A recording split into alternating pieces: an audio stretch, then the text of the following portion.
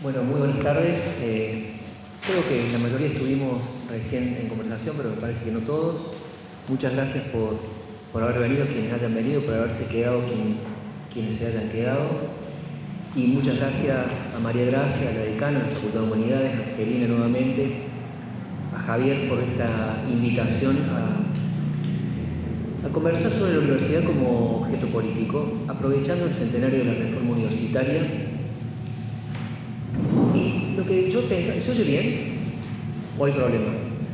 ¿Se oye bien? Lo que yo he pensado hacer con ustedes ahora esta noche tiene como dos partes. Una parte la quisiera, porque no quisiera dejar de decir ninguna. Una primera parte quiero un poco hablar sobre la reforma como hecho histórico, porque me parece que hay una gran malversación de la reforma universitaria, que se ha producido a veces por el simple paso del tiempo y a veces no, a veces digamos hay un interés en hacer de la reforma algo absolutamente inofensivo e inocuo, y me parece que es muy importante un ejercicio de memoria respecto de lo que la reforma universitaria fue y sobre todo lo que tiene para dar. Es muy importante la reforma universitaria como acontecimiento inspirador de nuevas generaciones.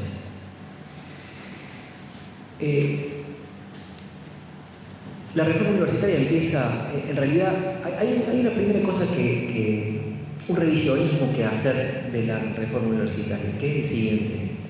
Lo que entendemos por reforma universitaria fue un conjunto, una ocupación no solamente de la universidad, sino del espacio público de Córdoba, que duró aproximadamente un año, desde septiembre de 2017 hasta septiembre de 2018. Desde septiembre de 2017, que es cuando quizás muchos conocen la historia, hay un hospital escuela en la reforma universitaria, que es el Hospital de Clínicas, donde en septiembre del 2017 había un grupo de internados que eran estudiantes de medicina avanzada. Este fue el origen de la reforma, o el origen que se adjudica a la reforma.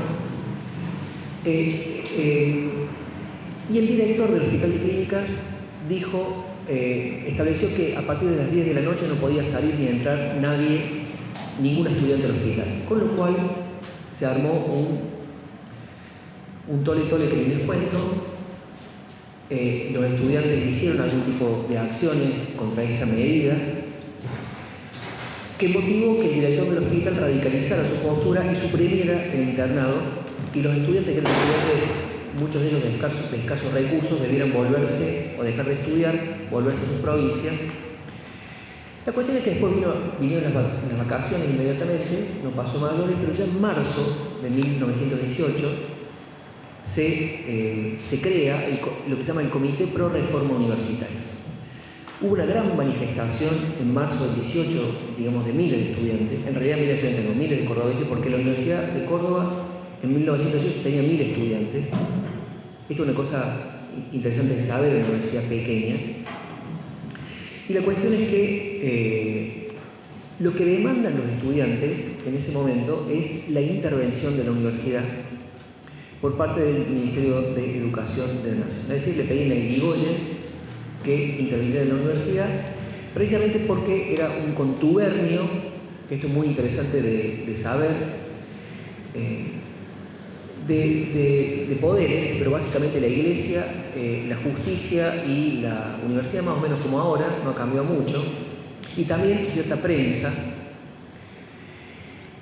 Y entonces pedían reformas del estatuto universitario y reformas de básicamente planes de estudio que eran considerados anacrónicos, y por lo tanto piden la reforma de la intervención de la universidad. Muchos de ellos van a Buenos Aires, se entrevistan con Irigoyen, y hago una primera salvedad aquí.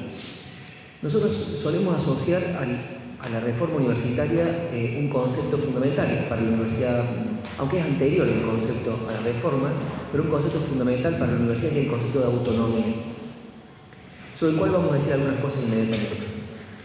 Pero fíjense algo, imagínense hoy en la Facultad de Humanidades que un grupo de estudiantes le solicita al Poder Ejecutivo Nacional que intervenga en la universidad.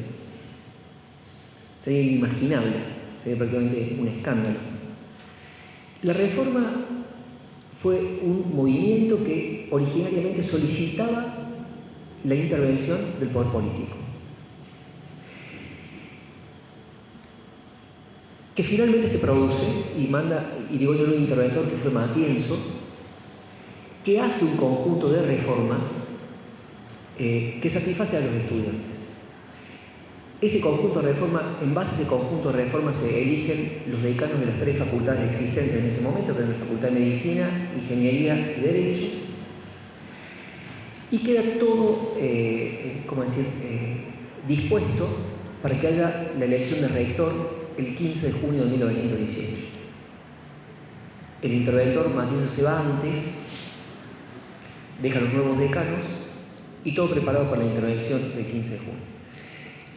El candidato de los reformistas fue un abogado, que es el doctor Enrique Martínez Paz, en tanto que el candidato del clero era Antonio Nores.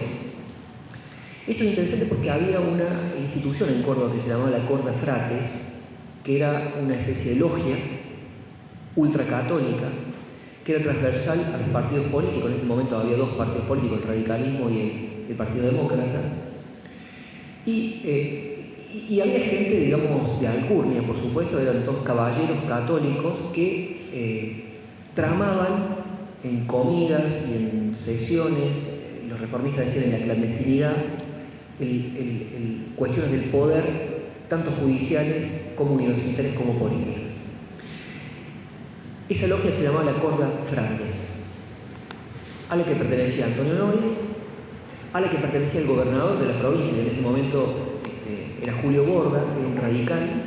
El radicalismo acababa de ganar las elecciones provinciales por primera vez, 2 años antes, en 1916.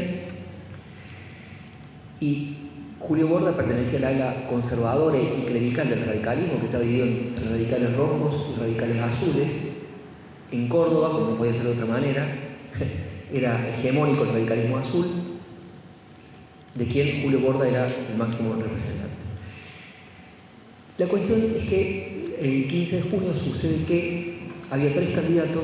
Esto se los cuento porque es muy importante saber qué fue la reforma universitaria. No fue un hecho tibio. El 15 de junio se hizo la reforma, había 3 candidatos, el candidato de los estudiantes, Antonio Nores, y un tercer candidato que se llamaba Centeno, que no tenía electores, pero no muchas posibilidades. Y la cuestión es que se hacen 2 vueltas, como hasta ahora. Los más votados quedan el candidato de los estudiantes y el candidato de la Corda Frates.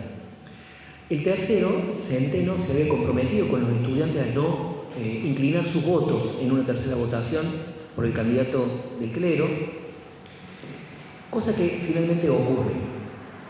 Es decir, en la tercera vuelta, los electores de Centeno votan por Antonio Nores. Los estudiantes que estaban fuera de la universidad, al momento, antes que terminara la sesión, la asamblea universitaria, al momento en que se sabe el resultado, quedó Antonio Nores con 24 votos y Martínez Paz con 19, lo que hacen es patear la puerta del salón de grados. No sé si alguien conoce el salón de grados de Córdoba, pero es una cosa que viene, digamos, está en la manzana jesuítica, es muy solemne, todavía se utiliza para ciertas cosas, y echar a patadas literalmente a los profesores, interrumpen la asamblea universitaria, faltaba la firma, no estaban firmadas las actas, ocupan la universidad, destrozan todo lo que tiene a su paso, muebles, cuadros, los cuadros los de escuela, y tiran muebles y cuadros por la ventana en la calle Obispo Trejo. Y así todo el día. Pero la reforma universitaria, lo que les quiero decir, fue un acto de destrucción, fue lo que hoy llamaríamos la interrupción del legítimo órgano de gobierno de la universidad, que era la Asamblea Universitaria, que procedió conforme a derecho, por parte de unos inadaptados que no se bancaron un resultado electoral. Eso fue lo que pasó el 15 de junio, ¿no? Porque a veces nos olvidamos, es decir, la reforma universitaria fue un hecho violento, que no murió nadie, ahí de casualidad. A su vez, Antonio Nores había llegado, había llevado patotas, sí, armadas, según los diarios de la época, y se produjeron algunas trifulcas que no pasaron a más. Cuando los estudiantes abandonan la universidad a la noche, apedrean la Compañía de Jesús que estaba al lado,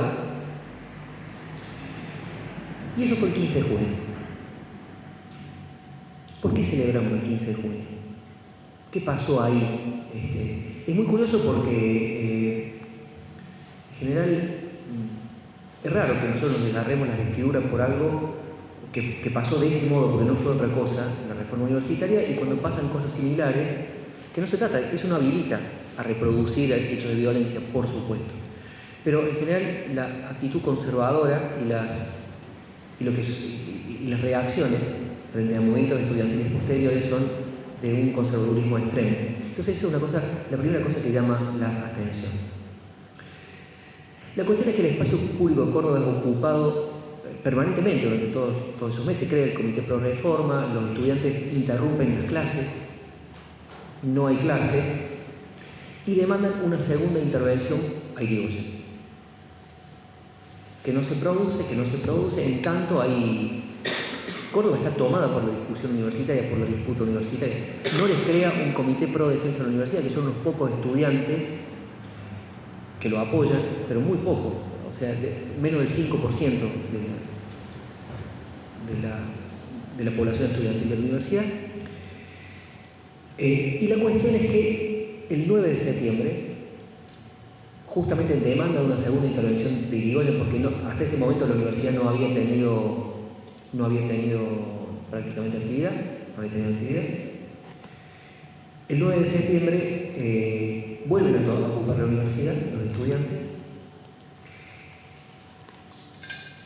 y logran con esa ocupación efectivamente la intervención de Salinas, una segunda intervención de Irigoyen, y ante este hecho es que renuncian los decanos, renuncian los miembros del Consejo Superior, y finalmente la reforma universitaria, es decir, la reforma real de los estudios, es designado un rector en conformidad con los estudiantes del Liceo Suárez, y la reforma universitaria como tal se produce en septiembre, a partir de la toma del 9 de septiembre. Muchos de los estudiantes, Deodoro Roca pasó a ocupar la cátedra de Filosofía General en la Facultad de Derecho, Gregorio Berman es designado director de la Biblioteca Mayor, Orgaz y Capdevila también tienen algún tipo de puesto en la universidad. Entonces, lo primero que llama la atención es lo siguiente, y a esto me refiero con el revisionismo al principio. El 15 de junio es un día de derrota del movimiento estudiantil.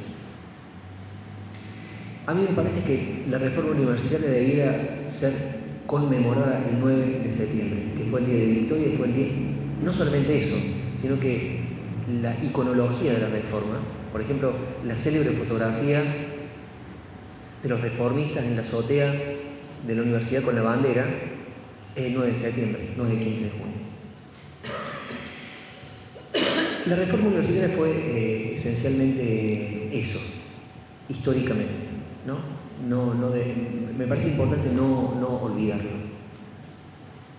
Fue una revuelta que a su vez ganó a la ciudadanía toda de Córdoba, que en ese momento tenía dos diarios principales: Los Principios, cuyo director era Antonio Nores, el diario del clero, y La Voz del Interior, que apoyaba a los estudiantes en ese momento. Cómo cambian las cosas. Bueno, el asunto es... ahora, ¿qué fue la reforma universitaria desde el punto de vista de su significado histórico? Indudablemente comienza por ser una acción universitaria por parte de estudiantes que son bancados por un grupo de egresados muy importante. Por ejemplo, Deodoro Roca no era estudiante en el 18, ya era egresado. Capdevila ya era egresado, y el otro gran reformista, que era Arturo Orgaz, ya era egresado. Hay un grupo de egresados reformistas que apoyan a los estudiantes. Por eso Deodoro Roca no firma el manifiesto liminar, lo escribe pero no lo firma, está firmado solamente por estudiantes.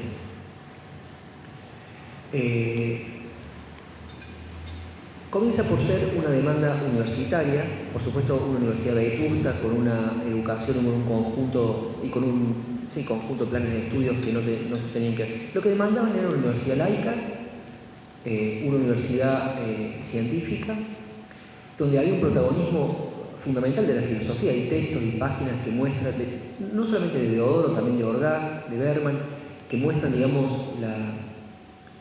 que promueven la idea de una universidad de espíritu filosófico y socrático. Básicamente era esto lo que comienza, y algo muy importante, que es la participación de los estudiantes en el gobierno universitario, lo que nosotros conocemos como cogobierno. Esta demanda fue fundamental, fue prácticamente el eje. Ahora, es muy interesante saber qué fue ideológicamente la reforma universitaria, porque hay tres cosas, tres hechos, tres episodios que se los suele invocar como fundamentales para explicar ideológicamente la reforma, que son la Primera Guerra Mundial, el ascenso de Irigoyen al poder en la Argentina, y en tercer lugar, la Revolución Rusa, que se había producido un año antes, en 1917, y que es de altísima significación para los estudiantes reformistas. Si ustedes toman, hay un órgano de prensa, que es la Gaceta Universitaria, que nosotros hicimos una edición facsimilar del año 1918 y 1919, y ahí van a encontrar, sobre todo en la Gaceta del 19, varios artículos cubriendo un poco las transformaciones revolucionarias en Rusia. Hay uno muy interesante sobre la situación de la mujer en Rusia, en el sentido de la igualdad, un artículo feminista. Esta es otra cosa que es interesante de saber. Vieron que si ustedes consideran todo el icono, la foto de la reforma, no hay mujeres.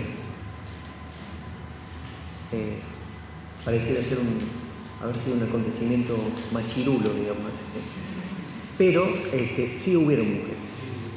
No muchas, pero sí hubieron mujeres, y hay ciertas investigaciones como más recientes que hablan de María Ofelia Grandolí, por ejemplo, que fue fundamental y que incluso habló en un acto público cuando fue a Alfredo Palacio, invitado por los estudiantes, secundando a Alfredo Palacio, pero prácticamente no aparecen en las fotos. Si uno tuviera que la reforma fue un hecho histórico por un conjunto de chicos de 18, 19, 20 años, los más adultos como Deodoro, como Taborda, como Berman tendrían 24 o 25 años, 28 tenía Deodoro, en realidad que era el más grande, pero que después se fue cargando de significado. Es muy interesante ver cómo la reforma en la década del 20, en la década del 30, se va dotando de significado ideológico. En primer lugar, me parece a mí que no hay posibilidad de comprender la reforma sin tomar en cuenta su núcleo, su corazón, que es el antiimperialismo. Esto no solamente es posterior. Deodoro Roca había escrito en 1915, es decir, 3 años antes, su tesis doctoral era sobre la doctrina Monroe de Drago, en clave estrictamente antiimperialista. Saúl Taborda había escrito las reflexiones sobre el ideal político de América, publicado en 1918, prácticamente una reforma, es decir, lo había escrito antes en clave antiimperialista. También Capdevila tiene un libro posterior. Es decir, ese antiimperialismo les llega a los reformistas por la obra de Rodó, por el Ariel de Rodó en particular, por Darío, pero no solamente, ¿no? También por algunos intelectuales argentinos y latinoamericanos. Ellos tienen mucho vínculo, en particular, con José Ingenieros. La obra de José Ingenieros, sobre todo El hombre mediocre, la palabra mediocridad es una palabra central en el léxico reformista, en el manifiesto liminar. Me parece que todo le viene, toda esa inspiración le viene de Ingenieros, que fíjense que hay una confluencia entre espiritualismo y positivismo que se da en la reforma, de alguna manera. Pero antiimperialismo es sin duda una de las nutrientes del ideario reformista. Lo otro, el anticapitalismo. La reforma fue un fenómeno anticapitalista. Esto es... Miren, me gustaría leerles, porque no sé si voy a hacer lo que había pensado hacer, no sé si vamos a tener tiempo, pero les quisiera comenzar con una cita de Deodoro Roca del año 18, o sea, no hay que esperar demasiado tiempo. En el año 18, en realidad, en un congreso que había ido en representación de los estudiantes al Ateneo de Buenos Aires, dice Deodoro lo siguiente: los estudiantes fueron contra la universidad, contra la iglesia, contra la familia, contra la propiedad y contra el Estado. Había estallado la revolución en las conciencias, una verdadera revolución. La palabra que usa Deodoro casi nunca es reforma, es revolución. La prensa de la época también usa la palabra revolución. Si uno lee tanto los principios como la voz del interior, hablan de la revolución de los estudiantes, la revuelta de los estudiantes. La palabra reforma queda por la constitución del Comité Pro Reforma, del que les hablé en marzo del 18. Pero en realidad ellos se autopercibían como haciendo una revolución. Entonces, Deodoro dice: había estallado la revolución en las conciencias. Una revolución se encausa en las grandes corrientes de la vida. Hay un influjo vitalista muy importante en la cultura reformista. Berzón era un filósofo muy importante en la década del 10 y en la década del 20 en la Argentina. De hecho, por ejemplo, Deodoro Roca, cuando se hace cargo de la materia de filosofía en Derecho, su programa tiene en el centro la filosofía de Berzón. Esto es otra cosa que también hago un paréntesis. En la Facultad de Filosofía de Córdoba acaba de recibir en donación la biblioteca personal de Deodoro Roca. Son 2000 volúmenes más o menos, porque otra parte de la biblioteca estaba en el estudio de uno de sus hijos, a quien Menéndez le puso en el año 76, no le puso nada, y lo incendió y se perdió cantidad de documentación, de manuscritos de Deodoro y esa parte de la biblioteca. Pero la que queda fue a parar a la facultad, muy recientemente, hace un mes. Lo cual es muy interesante porque permite estudiar un poco todas las nutrientes intelectuales que había a la base de la... Y a Deodoro le interesa muchísimo la filosofía. Berzón está mucho, Kant está mucho, había literatura marxista, filosofía marxista, psicoanálisis, Schopenhauer. Es decir, me parece que esta biblioteca, el estudio de esta biblioteca va a renovar la comprensión, si se quiere, de la figura intelectual de Deodoro Roca. Pero entonces, había estallado la revolución en las conciencias, una verdadera revolución. Una revolución se encausa en las grandes corrientes de la vida. Por eso la iglesia, la familia, la propiedad del Estado debieron replegarse, tocados en su injusticia. Como ustedes ven, otra que reforma de los estatutos, ¿no? Ir contra la iglesia, contra el Estado, contra la propiedad, contra la familia como injusticias. Año 18, para mí este fragmento lo que hace es expresar el espíritu de lo que fue la reforma, que comienza por ser una confianza en que la universidad puede ser protagonista en una transformación social. Por eso hay frases de Deodoro como: las universidades, las ciudades del futuro serán ciudades universitarias, o hay una confianza de la universidad como sujeto político en el año 18 para transformar la sociedad.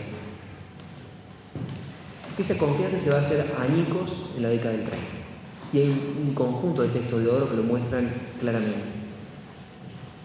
El más importante de ellos, en el año 36, cuando Deodoro dice: no habrá reforma, estamos en la plena década infame, no habrá reforma universitaria hasta tanto no haya antes una reforma social.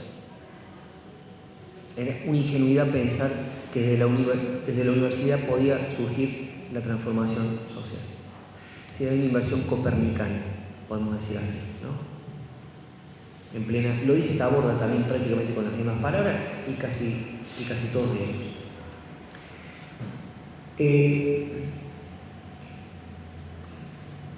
Yo diría que además del anticapitalismo hay un obrerismo de la reforma universitaria, que es muy importante. Es decir, están en contacto con la recientemente creada Confederación Obrera Local de Córdoba, que eran sindicatos, nucleados sindicatos, algunos muy combativos, los tranviarios, los ferroviarios, el sindicato del calzado, los sastres, los panaderos, los molineros en particular. Eran sindicatos anarquistas, socialistas, básicamente los dos, y comunistas a partir del 17, porque a fines del 17 se crea el Partido Socialista Internacional, que era el Partido Comunista, se va a llamar a partir del año que viene, el año siguiente, en el 18, Partido Comunista. Y los dirigentes, quienes iban a ser dirigentes reformistas, tienen mucho vínculo con los obreros. De hecho, participan en los mismos mítines,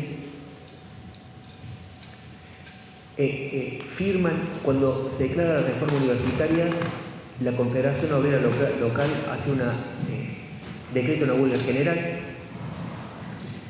Hay una declaración conjunta cuando se produce la matanza, la Semana Trágica, etc. O sea, un obrerismo de la reforma universitaria que me parece que es muy importante. Y si después ustedes acompañan el movimiento de los reformistas, sobre todo en la década del 30 se crean un conjunto de instituciones y de comité. En primer lugar, el Comité Antifascista, que en Córdoba, en la filial cordobesa, lo promueve Deodoro Roca. Deodoro está a la base de casi todo esto.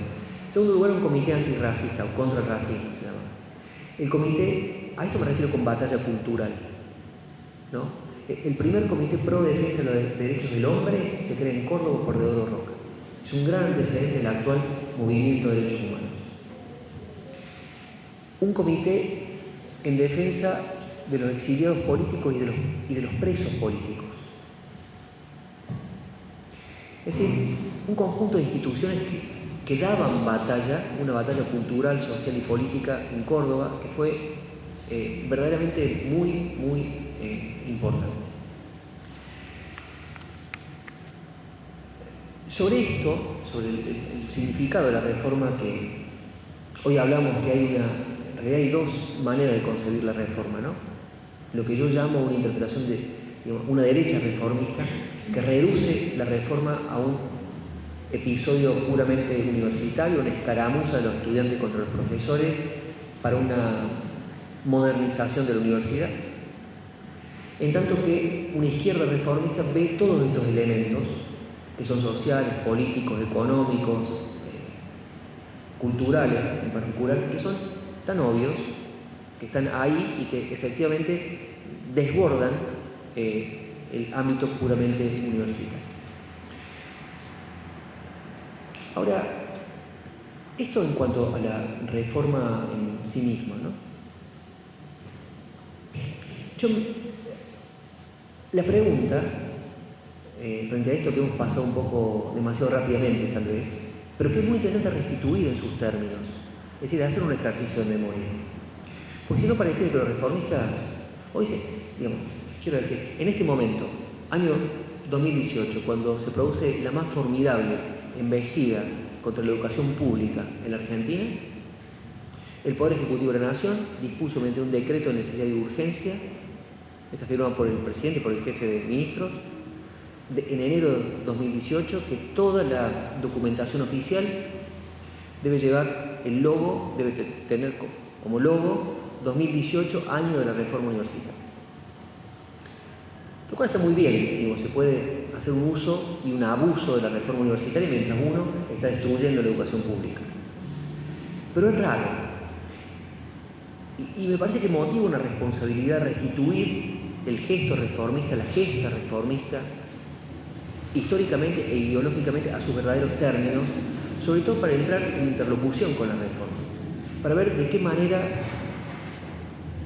la reforma universitaria todavía puede ser fecunda a la hora de pensar nuestros propios problemas y a la hora de enfrentar nuestra propia situación. Porque la reforma universitaria, si hay una herencia de la reforma, en mi opinión, es que se trata siempre de enfrentar los sistemas de dominación, ahí donde están. dentro de la universidad, fuera de la universidad, sean económicas, sociales, sexuales, políticos, donde fuera. Eso es lo que hizo la reforma. ¿Cuáles eran los sistemas de dominación de su tiempo? Perfecto. En la universidad había uno, pero fuera de la universidad, por supuesto, también. Y entonces la pregunta que nosotros podemos heredar es cuáles son los sistemas de dominación en los que estamos. ¿Qué significa ser reformista hoy? No significa repetir escolarmente consignas de hace 100 años como si no hubiera pasado nada en el mundo. Sino que ser reformista significa precisamente hacerse la pregunta a los reformistas y activar acciones políticas orientadas por las libertades y por las igualdades, ¿no? Esa es la... Y en esa línea, y ahora les propongo a ustedes como si fuera una segunda parte de esta conversación para que después podamos hacer circular la palabra. Esta segunda parte me gustaría hacerme variar un poquito la pregunta o con la dirección y considerar la reforma como una reserva democrática frente al actual neoliberalismo académico en curso. Es decir, ¿qué tiene la reforma para decirlo de manera viva? No como una conmemoración en el bronce, no como una cosa que reduce la reforma a un conjunto de actos protocolares, pero que la bloquean en su potencialidad emancipatoria, porque la reforma fue un hecho emancipatorio o no fue absolutamente nada, o no tiene sentido. Entonces, lo que yo llamo la malversación de la reforma es el olvido, o ni siquiera el olvido, porque hay conmemoraciones que hacen más daño que el olvido, que es la que está sucediendo este año, en muchos casos, con la reforma universitaria. Entonces hay una tarea intelectual que hacer. Es decir, ¿de qué manera la reforma es una reserva democrática? Lo es, en un sentido social, por todo lo que hablamos antes, en una Argentina en la cual han vuelto los presos políticos, el hecho de que la reforma universitaria haya creado un comité de defensa de los presos políticos, sobre todo para un comunista boliviano que se llamaba Tristán Marov. Bueno, no les cuento la historia de Marov porque si no se nos va a ir el tiempo, pero en una Argentina en la cual se ha habilitado nuevamente formas de fascismo social y de racismo social, que los reformistas hayan creado comité contra el racismo, comité contra el fascismo, es decir, que es muy importante a tener en cuenta en un mundo que es, por supuesto, otro. Y en lo que tiene que ver con la universidad estrictamente, ¿qué significa la reforma como una reserva democrática frente al liberalismo académico? Bajo esta pregunta, yo les quisiera leer, más que hablar, en la segunda parte, un pequeño texto, para que después podamos conversar, si les parece.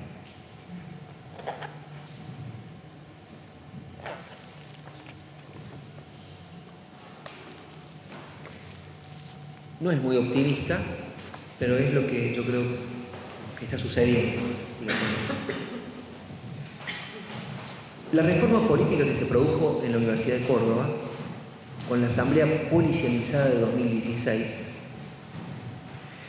asamblea por la que se condenó a la irrelevancia a las facultades científicas y humanistas y se concentró el poder en las facultades profesionalistas, y la consiguiente, entre comillas, reforma académica en curso, pone las bases para una acelerada conversión neoliberal de la vieja Universidad Reformista Argentina. En Córdoba sucedió en el año diciembre de 2016, los estudiantes primero tomaron la universidad y pidieron la asamblea, después, fijaron 3 lugares de manera absolutamente ilegal para hacer la asamblea, los estudiantes se dividieron en 3, pudieron hacerlo en una, a libro cerrado, sin ningún tipo de acreditación, una asamblea que duró 6 minutos y 15 segundos para reformar los estatutos, que consistía, básicamente en empoderar 4 facultades, porque se avanzaba hacia un régimen de elección directa, pero solamente que la ponderación era por claustro, pero no por facultades, con lo que las facultades con mayor población, demografía estudiantil y docente y no docente, prácticamente tenían el 50% del peso político. Bueno, esto es medio técnico, Pero una reforma política que dejó sin poder político a las facultades de humanidades, a las facultades científicas y a las facultades de artes, y lo concentró en medicina, ciencia económica, derecho, es decir, la universidad pre-reforma sería. Eso se logró a lo que se llamó reforma académica. Todo eso se hizo en nombre de la reforma universitaria del 18. Una contrarreforma profunda que vulneró el más íntimo espíritu de la reforma universitaria en nombre de la reforma universitaria. Se abandona de manera creciente lo que ocupaba el centro de la experiencia reformista, la preocupación por la cultura y por la transformación social. El tránsito de una universidad profesionalista a una universidad que Deodoro Roca llamaba socrática no era una simple reconversión institucional, sino un espíritu orientado a la reforma social. En 1918 y los años inmediatos se advierte una confianza en la universidad como protagonista política de una transformación que la excede, como una institución emancipatoria. En julio de 1918 escribe Deodoro: ponerse en contacto con el dolor y la esperanza del pueblo, ya sea abriéndole las puertas de la universidad o desbordándola sobre él. Esta frase de Deodoro es muy curiosa porque anticipa, yo no sé si ustedes conocen ese discurso que el Che da en la Universidad de las Villas, en Cuba, en el año 59, cuando habla de que la universidad se pinte de pueblo, ¿no? Se pinte de obrero, se pinte de campesino, se pinte de negro. Es lo que está diciendo Deodoro, ¿no? En este que se lo leo de nuevo. Ponerse en contacto con el dolor y la esperanza del pueblo, ya sea abriéndole las puertas a la universidad o desbordándolo sobre él.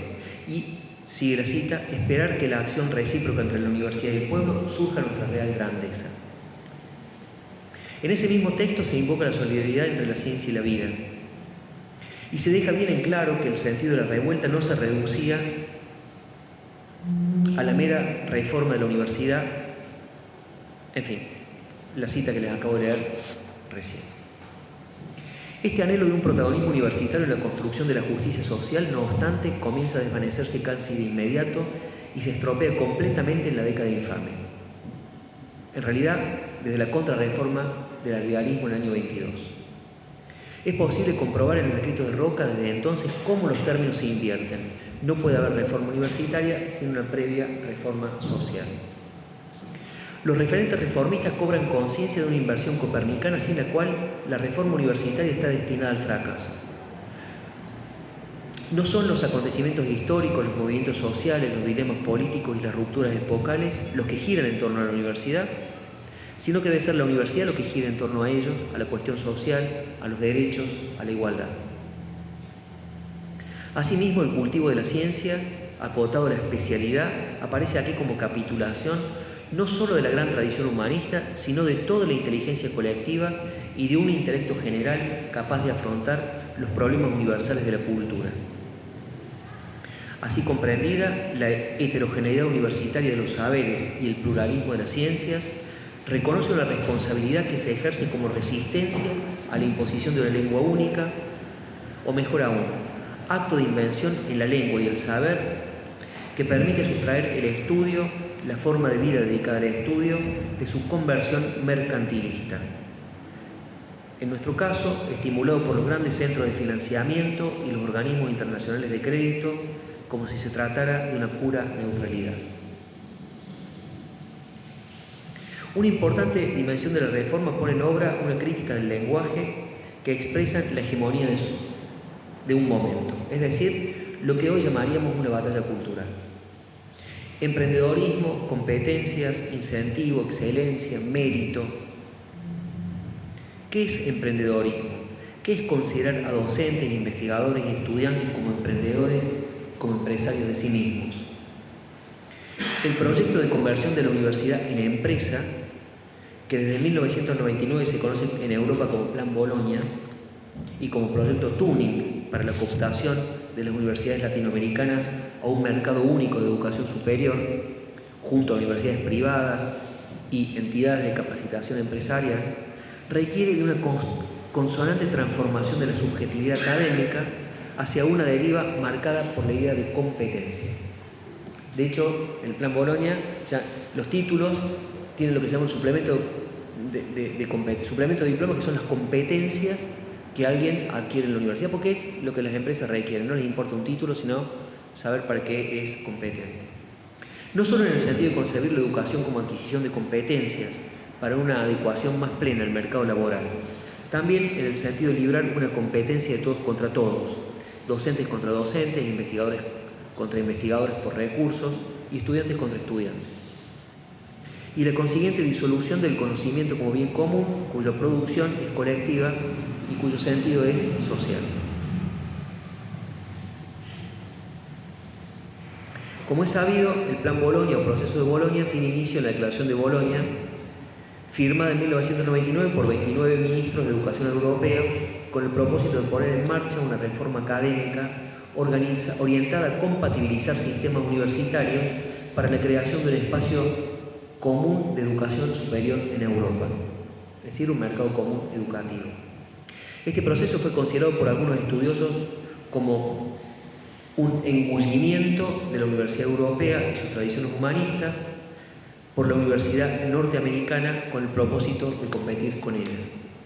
Asimismo, se prevé paulatinamente una subsunción de la Universidad Latinoamericana a la globalización educativa hegemónica. El aspecto fundamental de la reforma de Bolonia es la adopción del sistema de créditos.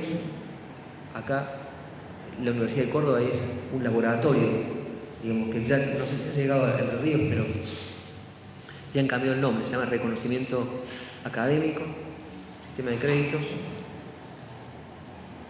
y una descripción que se llama suplemento del diploma de competencias, en fin, en un formato estandarizado. En tanto unidad de medida del haber académico, el sistema de créditos es un equivalente general que vuelve abstracto el estudio universitario, que se acompaña con la implementación de un sistema de aseguramiento de calidad, conforme al cual la evaluación y acreditación de los programas deberán ser realizadas por agencias externas a la universidad, que cumplan ciertos estándares de profesionalidad e independencia. Además, la sustitución de las licenciaturas y las diplomaturas por graduados, la reducción del grado a 3 años, lo que significa que se complementa los estudios con un posgrado que se puede hacer en la universidad pública, en las universidades privadas o en las empresas, y que son carísimos y que implican una bancarización de la universidad.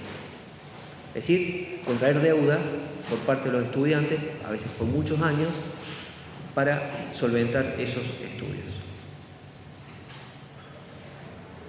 Todo ello se acompaña con la creación de consejos sociales, en fin, esto es importante porque a finales de 2001 se aprobó en España la Ley Orgánica de Universidades.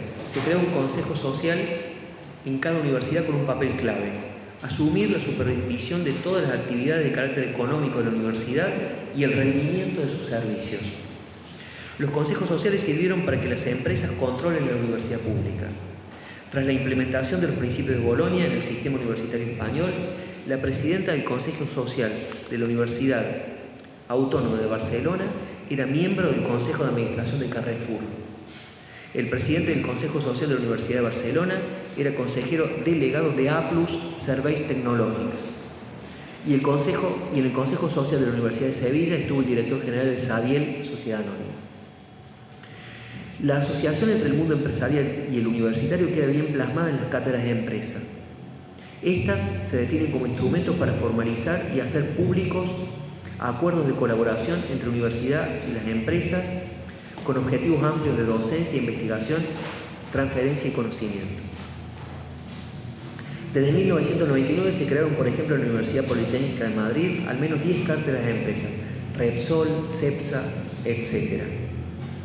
En la Universidad de Pompeu Fabra de Barcelona está la cátedra telefónica. En la Universidad Autónoma de Barcelona la cátedra Bancaja, en la de Sevilla Olsin, y así siguiendo. Consiguientemente, un desplazamiento de carreras con escasa demanda que solo producen conocimiento sin impacto en el sistema productivo, le hace las humanidades y las ciencias sociales. Una destrucción de cualquier aspecto común en la formación académica, etcétera, etcétera. El neoliberalismo académico concibe a los investigadores como empresarios de sí mismos o explotadores de sí mismos, según la reciente expresión del filósofo surcoreano Byung-Chul Han. Y se orienta a sustituir el trabajo docente por formas virtuales y despersonalizadas de aprendizaje que conllevan una prescindencia de la enseñanza. El neoliberalismo, en efecto, apunta a un mundo sin docentes, a la sustitución del trabajo docente por una autodidaxia tecnológica.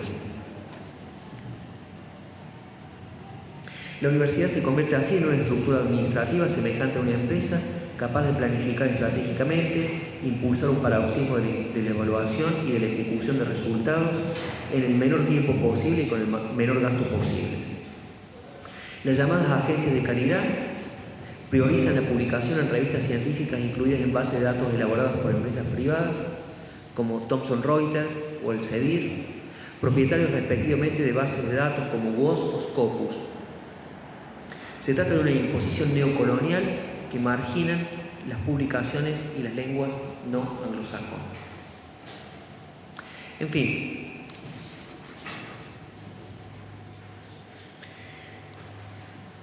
no es un panorama muy optimista, pero sin embargo existe, y con esto quisiera terminar, en mi opinión existe un creciente malestar en la cultura académica. Y los signos de reacción, aunque aislados, existen. Por ejemplo, la Carta de la Desexcelencia. La Carta de la Desexcelencia la pueden encontrar ustedes en la red. Es un documento que elaboraron hace ya bastantes años un grupo de investigadores belgas y franceses. Que da una serie hace una crítica medular a la Universidad Neoliberal, o el documento elaborado por la reunión anual de la Sociedad Americana de Biología Celular en San Francisco, California, el 16 de diciembre de 2012, conocido como Declaración de San Francisco de Evaluación de la Investigación. Allí se plantea que el índice de impacto de las revistas utilizado con frecuencia como parámetro primario con el que comparar la producción científica de las personas y las instituciones, en realidad fue creado originalmente como una herramienta para ayudar a los bibliotecarios a identificar las revistas que era necesario comprar, no como medida de calidad científica de la investigación. Los datos utilizados para el cálculo de los índices de impacto de las revistas no son ni transparentes ni están abiertamente a disposición del público. La declaración plantea esencialmente la necesidad de eliminar el uso de métricas, etc.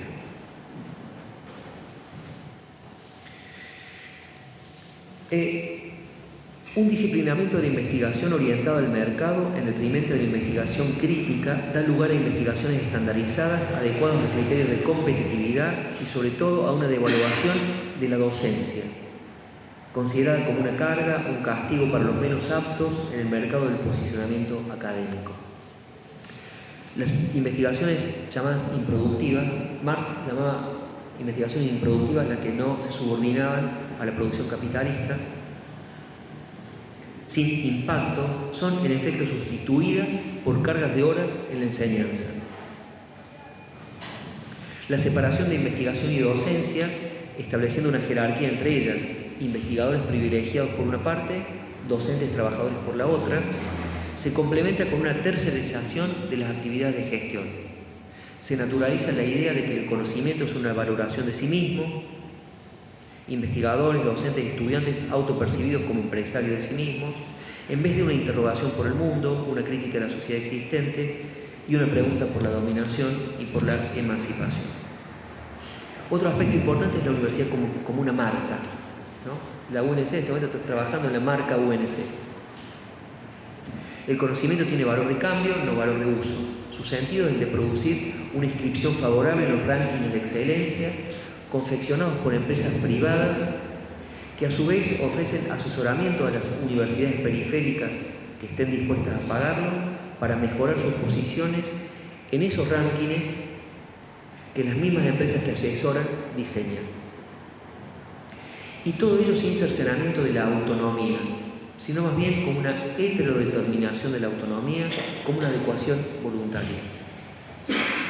Un productivismo cada vez más acelerado y absurdo, subordinado a un protocolo estandarizado, decidido en instancias privadas, al que se llama, entre comillas, profesionalización. Este proceso acelerado del capitalismo académico y colonialismo académico produce un conjunto de patologías de la competencia. Todos contra todos. El sujeto se siente siempre en falta y atemorizado respecto de su propia productividad, sumido en una sensación de precariedad afectiva, psicológica, académica, laboral, frágilmente inscrito en una organización jerárquica establecida por categorizaciones en la que nadie es jefe de nadie. Todas estas ideas, hay un grupo de la Universidad de Valencia que se llama Indocentia, son tomadas de ellos, de un trabajo crítico académico muy interesante que también lo van a encontrar en la red. El imperativo de la innovación, también una palabra empresarial que impide que no surja nada nuevo, redunda en una reproducción ampliada de lo mismo en completa ausencia de comunidad. Cada uno va a lo suyo. Esta experiencia de trabajo crítico, habría que añadir los nombres de Marilena Chaui y el grupo de San Pablo, el de Rita Segato, el de Boaventura de Sousa Santos y las epistemologías del sur y otros más, dotan al pensamiento contrahegemónico de un conjunto de ideas e investigaciones que impulsan la creación de redes de resistencia a la banalidad excelentista del conocimiento y la investigación en la conversión neoliberal de la universidad. La interlocución con la reforma resulta fundamental para recobrar la universidad en tanto entidad emancipatoria. El ideario de la reforma es una trama que se va tejiendo en el tiempo. Decíamos, latinoamericanismo, antiimperialismo, anticapitalismo, obrerismo, anarquismo, comunismo, socialismo, irigoyenismo, anticlericalismo, eran todos nutrientes que fueron a parar, que estaban en la base de 1918. Y también, desde fines de los años 20 y los 30, antifascismo, defensa de los exiliados políticos, antirracismo, pacifismo, defensa de los derechos humanos, defensa de los presos políticos, indigenismo. Es muy interesante ver algunos artículos indigenistas. Teodoro Roca dice, en una revista que fundó en los años 30, que se llamaba Flecha, que el problema de las comunidades originarias, creo que no usa esta palabra, el problema de los indios, habrá dicho, no tiene solución en América hasta tanto no les sean restituidas las tierras que por derecho les pertenecen. Es decir, una impresionante reserva democrática con la que entrar en interlocución y activar en momentos de peligro, como el que estamos viviendo, en el que presenciamos un palmario desmantelamiento de la ola latinoamericana que había comenzado a producirse laboriosamente en América Latina, un retorno, como decíamos, de los encarcelamientos por motivos políticos, una persecución de pueblos originarios y de los derechos humanos, una brutal entrega del patrimonio público al capital transnacional. Pero más allá de los contenidos concretos, la mayor herencia reformista es, en mi opinión, y como decíamos antes, la crítica de los sistemas de dominación y la convicción de que las libertades que nos faltan, como dice el manifiesto, no podrán obtenerse sin justicia social. Entonces la idea es esto, hacer algo con la reforma, afinar el oído en relación al legado reformista, a la herencia reformista, que es una herencia incómoda, hay una incomodidad de la herencia, para tratar de, con ellos, con esa herencia y con sus protagonistas, pensar las dificultades, digamos, por las que atraviesa hoy, en su momento probablemente mayor peligro, la universidad pública en la Argentina. Muchas gracias.